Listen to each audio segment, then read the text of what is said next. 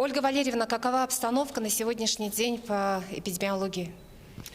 Уважаемые жители Республики Саха-Якутия, санитарно-эпидемиологическая ситуация в республике остается напряженной. В соответствии с указом главы мы находимся в режиме повышенной готовности. На сегодня выявлен 201 новый случай коронавирусной инфекции. На столицу нашей республики приходится 89 случаев. Необходимо обратить внимание на наличие случаев 14,9, соответственно, в Алданском и Нерюнгринском районе, и на ситуацию в Мегино-Кангаласском и Мирнинских районах, в которых зарегистрировано 8,7 случаев. В 21 районе республики у нас зарегистрировано от 1 до 6 случаев новой коронавирусной инфекции.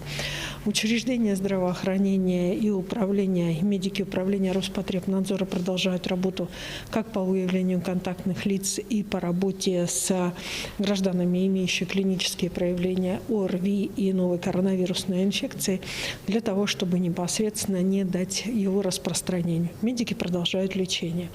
Необходимо обратить внимание на тот факт, что сегодня основной задачей органов государственной власти, органов местного самоуправления, штабов, организованных в режиме повышенной готовности, которые возглавляют главы улусов и главы наших городов, является обеспечение безопасного проведения с точки зрения санитарно-эпидемиологических правил наших новогодних праздников.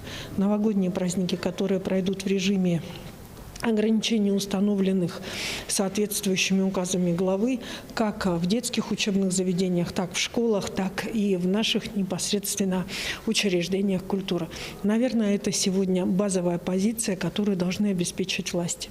Сегодня на заседании оперативного штаба, который проходил на моем уровне, приняли принципиальное решение о том, что непосредственно все дети, которые выезжают в районы на каникулы, они, соответственно, также будут подставлены как под педиатрический медицинский контроль на территории выезда на место каникулярное в пределах республики и, соответственно, соответствующее медицинское наблюдение им будет проведено так же, как и летом. Ну и кроме того, до конца недели Министерство образования должно будет разработать порядок безопасного выезда детей к своим родителям из интернатов нашей республики.